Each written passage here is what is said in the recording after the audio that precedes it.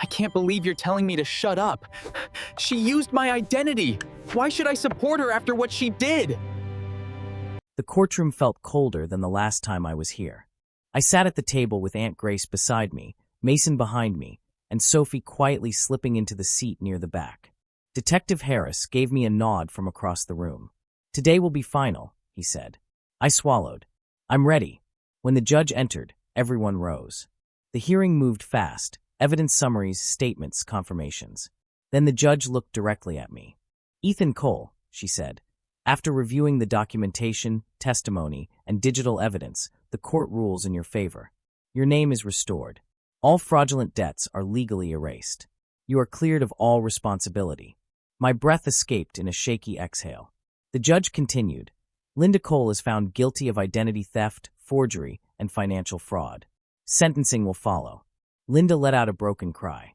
Dad grabbed her hands, his voice trembling. "Linda, what have you done?" She sobbed. "I thought I could fix it. I thought he would help." I whispered, "I did help. I helped you face the truth."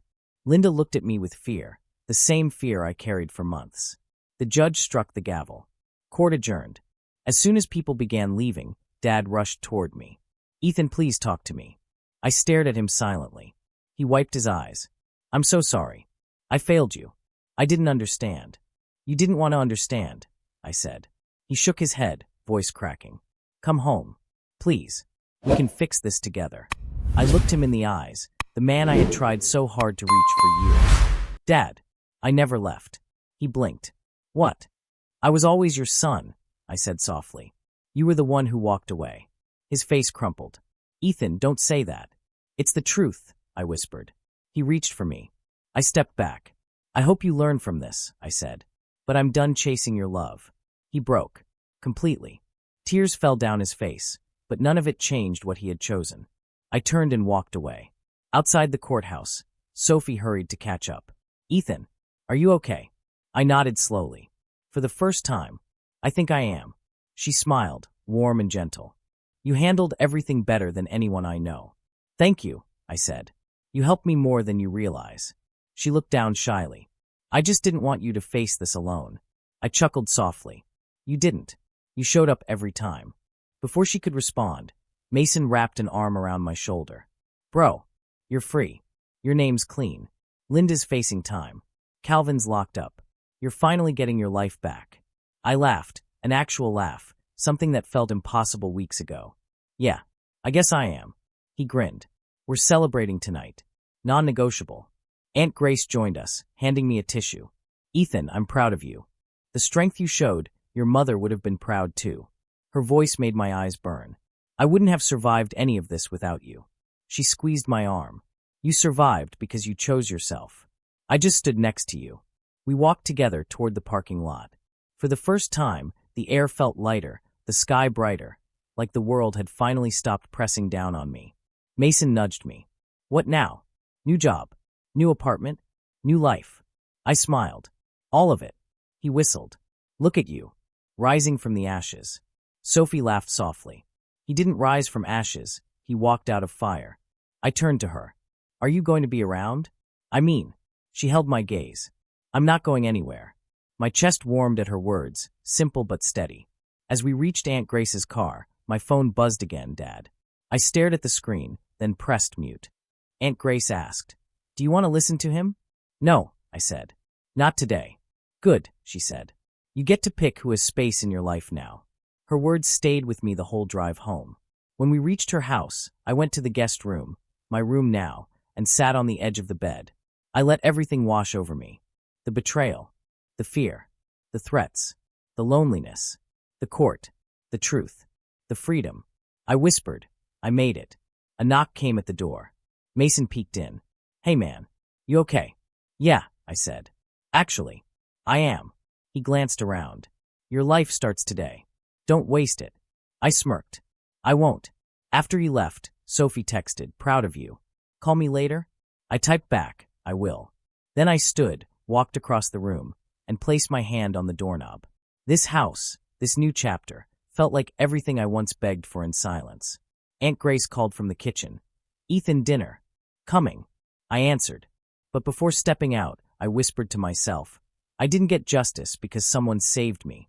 I got justice because I chose myself. I opened the door. Not afraid. Not broken. Not hiding. For the first time in my life, I stepped forward without looking back, closing the door on my past and opening another. That belonged entirely to me. When I stepped into Aunt Grace's house with my backpack slung over my shoulder, she opened the door and pulled me into a tight hug. "Ethan," she whispered, "you should have come sooner." I swallowed hard. "I didn't want to trouble you." "You are never trouble," she said firmly. "Come inside." Her words felt like warm water on a burn. I dropped my bag and sank onto her couch. She brought me tea and sat beside me. "Tell me everything," she said. I exhaled shakily. Linda stole my identity. Dad defended her. A loan shark threatened me. The police took statements. "It's a lot." She nodded. "Good. Now you're safe here. We'll fix this." I laughed weakly. "I don't even know where to start." "Well," she said, grabbing a folder, "we start by repairing your credit and reporting everything properly. You're not alone." Those words almost made me cry. Later that evening, Mason called. "Bro, how's the new place?" "Quiet," I said. "Safe." "You deserve safe," he replied. "Don't forget that." Before we hung up, he added, "This whole mess isn't your failure. It's your awakening." His words echoed in my chest long after the call ended. The next morning, Aunt Grace sat with me at the dining table, helping me fill out official dispute forms. "Ethan," she said gently, "your father failed you. Linda hurt you. But you're here now, and you're going to rebuild." I nodded. "I want to, but it feels like everything's broken." "That's how rebuilding starts," she said. "With broken pieces." Around noon, my phone buzzed again. "Dad." I stared at the name on the screen. Aunt Grace asked softly, "Do you want to talk to him?" "No," I said, letting the call ring out. It rang again 10 minutes later. Again, I ignored it. An hour later, he sent a text. "Please call me. I'm sorry. Come home." I put the phone face down. Aunt Grace placed a hand on my wrist. "You don't owe him anything." "I know," I whispered, but my chest still ached. In the afternoon, I headed to campus. Sophie found me sitting under a tree. "You look better today," she said. "I'm trying," I replied. She sat next to me. "Did you move out?" "Yeah. I'm staying with my aunt." "Good," she said. "You needed distance from that house." I leaned back against the tree. "Sophie, thanks for everything. You didn't have to help." She smiled softly. "I wanted to. You deserve someone in your corner." For a moment, neither of us spoke. Then she asked, "How's the case going?" "Linda's being indicted," I said. "Identity theft, fraud, and Calvin's in custody too." Sophie raised an eyebrow. "Good. Maybe now you can breathe." "Maybe," I said quietly. She nudged my shoulder. "You will." Before leaving, she said, "Text me if you need anything, even if it's just to talk." I nodded. "I will." That night, Dad called 2 more times. I ignored both. Then he left a voicemail. "Son, please. I made mistakes. Come home." I didn't play it again. I just turned off my phone. Weeks passed. Aunt Grace helped me contact the credit bureaus. Mason checked in almost every day.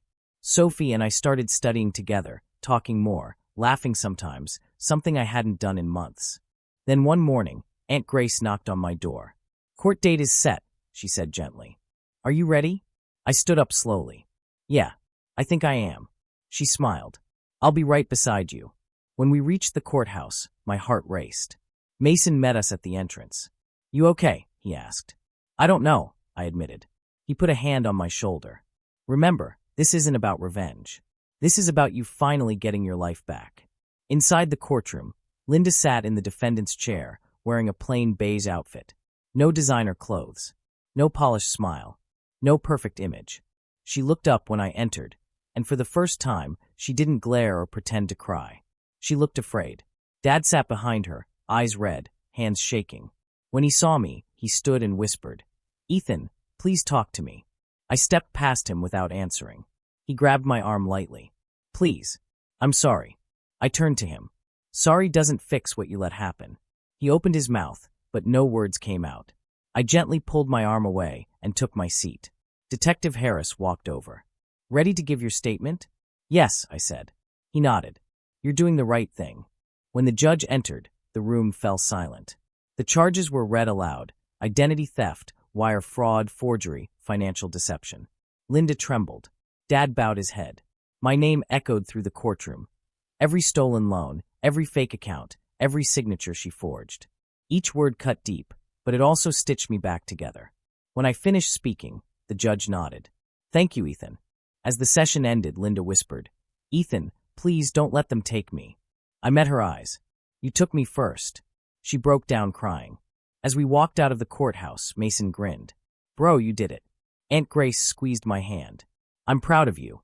And somewhere deep inside, something finally unlocked, a weight lifting, a breath returning, a door opening. For the first time, I felt free. When Mason drove me to the police station the next morning, my stomach twisted so hard I felt sick. Detective Harris greeted us at the door. They're already inside, he said. Your stepmother is emotional. I let out a dry laugh. Of course she is. We walked into the questioning area. Linda sat at the table, mascara streaked down her cheeks, acting like the world had wronged her. Dad stood behind her, tense and furious, not at her, at me. Linda looked up the second she saw me. Ethan, how could you bring us here? How could you do this to your family? I didn't sit. You stole my identity. She gasped dramatically. I was stressed. I didn't know what I was doing. I thought you would help your mother. I'm not your son, I said quietly. You made sure of that. Dad slammed his hand on the table. Watch your mouth. Detective Harris stepped between us. Mr. and Mrs. Cole, please sit. We have evidence to review. Linda sniffed loudly. This is all a misunderstanding. Harris opened a folder and slid several pages toward them. These are bank transfers made to a private account under your name, Mrs. Cole. All funds came from accounts opened using Ethan's identity. Linda stared at the papers, her mouth twitching. I don't remember doing any of this.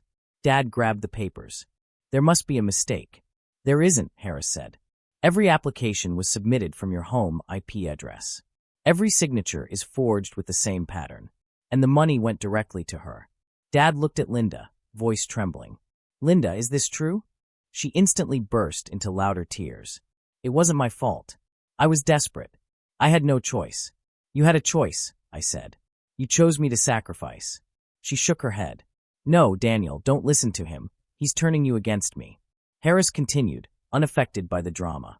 Mrs. Cole, you owe a man named Calvin Brooks over $70,000. Dad's face drained of color. 70 what? Linda whispered. I thought I could fix it. So you used my name, I said. You destroyed my life to fix yours. She kept crying louder. Daniel, he doesn't understand what I go through. Dad stepped forward. Linda, why didn't you tell me? She snapped. Because you never listen. You only listen when Ethan complains. I raised my eyebrows. When do I ever get listened to? Linda pointed at me. See, he always plays the victim. Dad rubbed his temples. Please stop, both of you. I looked at him. Dad, why did you choose her over me? Every time. He froze. His mouth opened, but nothing came out. I repeated softly. Why did you choose her over me? He stayed silent. Harris spoke, breaking the moment. Mr. Cole, whether you defend her or not, the evidence stands. Identity theft is a felony. Linda slammed her hands on the table. This is his fault. He made me do it. He didn't help when I needed him. I stepped forward. How did I make you steal my identity? She stuttered, eyes darting around, trapped by her own lies. Dad whispered, Linda, please stop. But before she could answer, the station doors burst open. Calvin stormed in, shouting, Where is she? Where's my money? Officers jumped toward him instantly. Dad gasped, Who is this? Calvin pointed straight at Linda. You promised the kid would pay. You dragged me into your mess, and now the cops are involved. You think I'm stupid? Linda shrieked. Calvin, stop. You're making it worse. He yelled. You made it worse the second you forged his name. Everyone went silent. Even Dad. Even the officers paused. Calvin kept shouting. She told me the boy was clueless. She said she'd get me my money using him. Dad turned slowly toward her. Linda, is that true? Linda shook her head violently. No. He's lying. They're all lying. Calvin lunged again, and officers held him back. She used him because she thought he was weak. She said he'd obey whatever she said. Dad looked at me, and for the first time in years, it wasn't anger in his eyes. It was fear. Fear of what he'd allowed. Fear of who he had protected. Fear of what he had turned me into by siding against me. He whispered, Ethan, I didn't know. I stared at him, hurt burning in my chest. You never tried to know. Calvin kept yelling as officers dragged him away. She's the liar. She ruined everything. Linda screamed, Daniel, help me. He didn't move. He didn't speak. He just stared at the woman he sacrificed his son for, and saw her clearly for the first time. I took a step back. This is who you defended. This is who you chose over me. Dad lowered his head. He had no defense left. In that moment, he finally realized the truth. He didn't lose me today. He had lost me long ago. Mason didn't even let me argue the next morning. He grabbed my backpack, shoved it at me, and said, Get in the car. We're going to the financial crimes unit. I rubbed my tired eyes. Mason, I don't know if I'm ready. You don't have a choice, he snapped. Calvin wants money. Your scholarship is dying. Your dad doesn't care. So we're fixing this. I swallowed hard. Reporting Linda means destroying my family. He looked at me. Ethan, your family already destroyed you. I didn't answer. I just followed him. Inside the financial crimes office, everything smelled like paper and stale coffee. A tall man with a trimmed beard stepped out from a glass door. Ethan Cole, he asked. Yes, I said. I'm Detective Harris. Follow me. Mason nudged me. Be honest. No holding back. We sat in a small room. Harris opened a folder stuffed with documents. Tell me what's going on. I took a deep breath. My identity was stolen. Multiple loans, credit cards, accounts all opened in my name. I didn't sign any of it. Harris nodded. Do you know who might have done it? The question punched me in the chest. I think my stepmom, I whispered. Mason added. She literally said she'd fix everything soon. Then a guy named Calvin threatened Ethan. Harris wrote something down. Let me show you what we found. He turned the folder around and slid it toward me. These are the digital footprints tied to the accounts. I stared at the papers. What footprints? IP addresses, he said. Every time someone opens an account online, the system logs where it came from. He pointed at the sheet. My house address. Repeated. Over and over. Harris continued. These applications were submitted from your home Wi-Fi network. I felt my throat close. So someone in the house. Yes, he said. Mason leaned closer. Check the signatures. Harris pulled out several forms. My name, written in messy cursive, was at the bottom of each page. That's not my handwriting, I whispered. We know, Harris said. But the system only checks for a signature, not authenticity. My heart pounded. Everything was real. Everything tied back to her. Harris pulled another sheet. This is the financial trail. The money went to a separate account. He tapped the name, Linda Cole. I felt my whole body go numb. She really did this. Mason whispered, Bro, I'm so sorry. Harris leaned back. Ethan, this is serious identity fraud. You're the victim. You didn't do anything wrong. I stared at the table. My dad won't believe me. Harris folded his hands. This isn't about belief. This is about federal law. I shook my head. If I press charges, my dad will hate me. Does he love you now? Mason asked. The question stung more than anything. I whispered, No. Harris looked straight into my eyes. Ethan, do you want to press charges? I froze. Dad's voice filled my head. Support your mother. Calvin's voice followed. 1 week. The college officer. Your scholarship is at risk. Linda's whisper. Ethan doesn't know a thing. My hands tightened into fists. Before I could answer, the door opened and Sophie stepped in quietly. Sorry, I'm here for the report I filed yesterday, but the officer told me you two were here. Mason grinned. Perfect timing. Sophie looked at me. Are you okay? No, I whispered. Harris asked, You know him? She nodded. He's my classmate, and he needs to protect himself. I looked at her, voice shaking. If I press charges, my dad will think I betrayed the family. Sophie stepped closer. Ethan, choosing yourself isn't betrayal. It's survival. I swallowed hard. But she took everything. My name, my future, my peace. And Dad still sides with her. Then stop living for him, she said softly. Live for you. Harris repeated. Do you want to press charges? My heart pounded so loudly I could barely think. Finally, I said, Yes. Harris nodded. We'll file it now. He slid a form toward me. My hand shook as I signed it. It felt like cutting a rope that had been strangling me for years. Mason exhaled. Good job, man. Sophie smiled gently. You did the right thing. I didn't know yet if it was right or wrong. I only knew it was necessary. Harris stood up. We'll request Linda and your father to come in for questioning. This won't stay quiet. My stomach twisted. They're going to be furious. Harris shrugged. Criminals are usually furious when caught. Mason tapped my shoulder. Don't worry. We're with you. But I still felt the fear, the dread, the weight of what I'd just unleashed. On the way home, my phone rang. Dad. I hesitated but answered. Hello. His voice exploded through the speaker. How dare you betray your own family? I closed my eyes. Dad, what did you do? Police just called. You reported Linda? Are you insane? She destroyed my life, I said quietly. She is your mother, he roared. And you chose to ruin her. She ruined me first. He screamed so loudly I pulled the phone away. You will regret this, Ethan. Do you hear me? The call ended with him slamming the phone. I sat in the car shaking. Mason whispered, Bro, he's never going to change. Sophie said softly, But you did. Today. I looked out the window. For the first time, I wasn't his puppet anymore. My phone wouldn't stop ringing the next morning. Unknown numbers.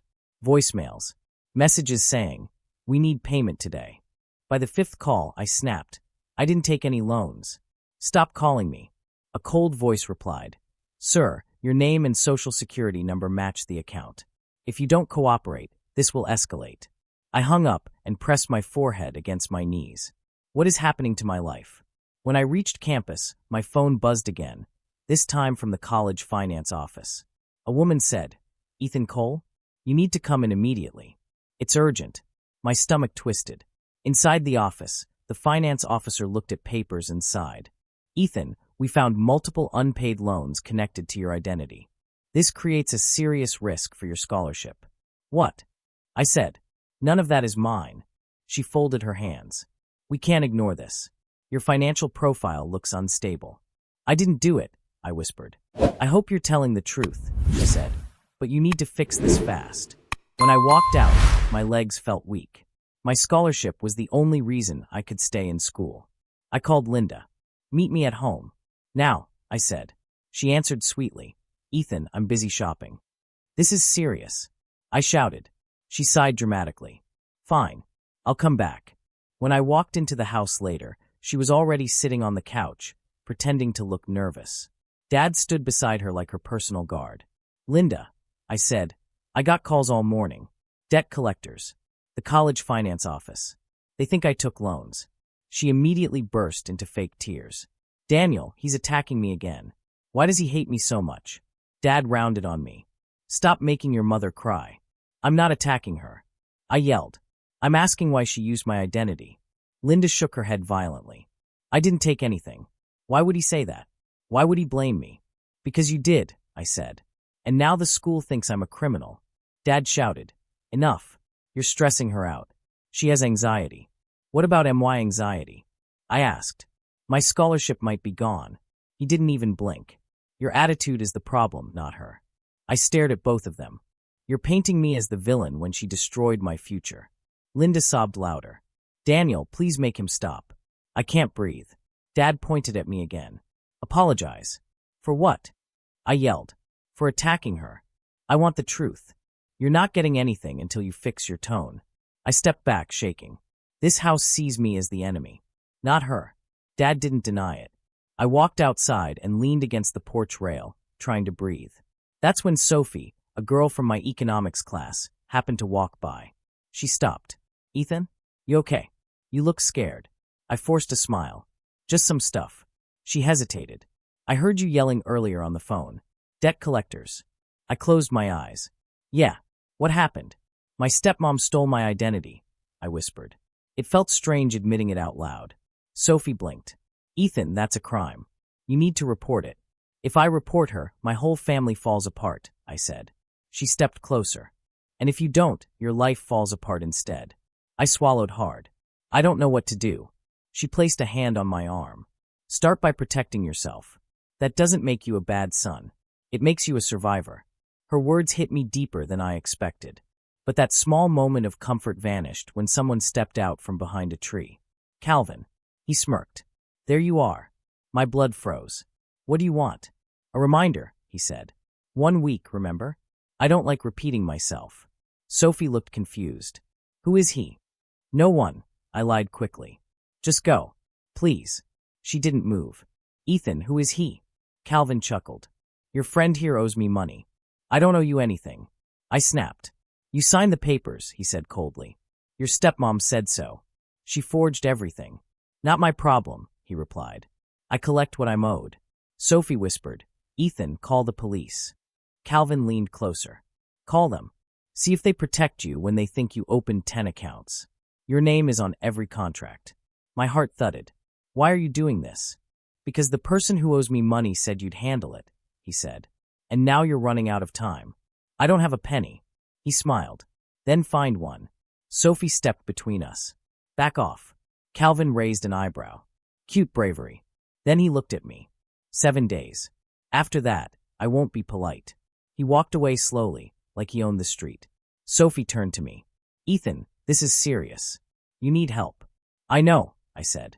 My voice cracked. Everyone thinks I'm the problem. Dad, Linda, the school, even the banks. But you're not, she said. They're wrong. I took a shaky breath. Calvin won't stop. Linda won't admit anything. Dad won't defend me. I'm losing everything.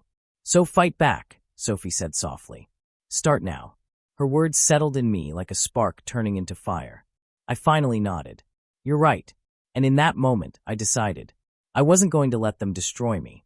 I didn't sleep that night. Linda's whisper kept replaying in my head. Tell Calvin I'll fix everything soon. Ethan doesn't know a thing. By morning, I felt sick, but I forced myself downstairs. Dad was at the table. Linda was making toast like nothing was wrong. Dad, I said, voice steady, we need to talk. And I need you to actually listen. He didn't look up. If this is about yesterday, drop it. It's not just one loan, I said. There are credit cards, overdue payments, accounts I never opened. My credit is destroyed. Someone used my identity. Linda gasped dramatically. Ethan, please stop accusing me. I already said I didn't. You said you'd fix everything soon. I cut in. You said my name. Calvin's name.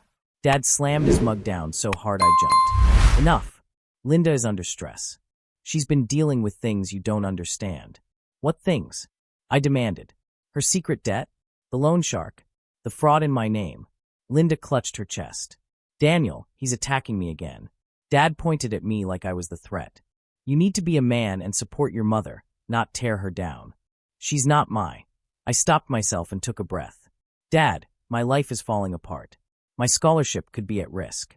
I might not even be able to get an apartment someday because of this. He waved his hand. You're being dramatic. This is life. Sometimes you help your family. By letting them steal my identity? I yelled. By not making everything about yourself, he snapped. I stared at him, chest tight. So I should what? Stay quiet. Pretend nothing happened. Yes, he said coldly. Shut up about this. Obey her. Support her. It felt like a knife. Dad, why does she matter more than me? He didn't answer. He didn't even blink. I stepped back. I'm your son. And she's my wife, he replied. Respect that. I felt something inside me crack. I left the house to breathe, and Mason met me outside. Tell me, he said. What did they say? I laughed bitterly. He told me to shut up, to support her, to be a man. Mason's jaw tightened. Bro, he's choosing her over you. Again. I know. What now? He asked. I shook my head. I don't even know who Calvin is. You're about to, Mason muttered. Because that evening, the doorbell rang. Dad opened it, and a tall man stepped in like he owned the place. Rough face, cold eyes, heavy boots that thudded against the floor. You must be Ethan, he said, staring right at me. Linda rushed forward nervously. Calvin, please. He held up a hand. I'm here for the money. You said you'd have something today. Dad looked confused. Money? What money? Linda stepped behind him. Daniel, don't panic. I just borrowed a little. Calvin laughed. $70,000 is not a little. And the contracts aren't in your name, sweetheart. They're in his. He pointed at me. I froze. Dad stared at Linda. What did you do? Linda grabbed my arm and pushed me forward. He will handle it. I will what? I shouted. Calvin smirked. Your name is on everything. Legally, you owe me. My throat went dry. I never signed anything. Well, he said, shrugging. The signatures say otherwise. Dad still said nothing. He didn't defend me. Didn't argue. Didn't step between us. I felt Mason's voice in my head. Someone in your house did this. And now the man who loaned her the money was standing in front of me like I was the criminal. "Ethan," Calvin said quietly, leaning close, "you have 1 week. If not the money, then something worth the money." Dad whispered, "We'll figure it out." "No," Calvin said, eyes on me. "He will figure it out." I felt my knees weaken. "Dad, say something." Dad rubbed his forehead. "Ethan, maybe we can work with him. Maybe you can. I'm not paying her debt." I shouted. Linda hissed, "Stop yelling. You're embarrassing us." "Embarrassing?" I looked at all of them. "You stole my name. You used my identity. You ruined my future." Dad snapped, "Lower your voice." I stared at him in disbelief. "You're really doing this. You're really choosing her." His silence answered everything. Calvin stepped back toward the door. "1 week, kid. Don't make me come twice." The door closed. The whole house felt colder. Linda crossed her arms. "You made that worse." I whispered, "You ruined my life." Dad glared. "You will not talk to her like that." "Dad," I said softly, voice shaking, "you lost me today." For a moment, he looked guilty. Then he looked away. I walked toward the stairs, my body numb. Mason texted me, "Bro, you okay?" I typed back, "No." He chose her. Completely. And for the first time in my life, I understood I was truly alone in that house. I always thought my life was simple. Wake up, go to class, come home, avoid arguments with my dad, and stay out of Linda's way. But that morning, everything flipped. It started with a notification on my phone that said, "Your loan application has been approved." I stared at it for a full minute before whispering, "What loan?" I rushed downstairs. "Linda," I said, holding my phone up, "did you apply for something in my name?" She blinked at me like she had no idea what I was talking about. "Ethan, why would I do that? You must have clicked something online." "I didn't," I said. "This is a real loan. $5,000. Dad walked in with his coffee mug. "What's going on now?" "I got a loan approval message," I said. "Someone used my name." Dad sighed like I was annoying him on purpose. "Probably spam." "Stop overreacting." "It's not spam," I said. "There's an account number, a contract link." Linda raised her hand dramatically. "Ethan, you're stressing me. I just woke up." I felt my chest tighten. "I'm not trying to stress anyone. I just need to know what's happening." Dad pointed at me. "Drop it. That's enough drama for one morning." I wanted to scream, but instead I just nodded and walked out. Later that evening, I told Mason everything. He stared at me like he couldn't believe what he was hearing. "Bro, pull up your credit report. Right now." "Why?"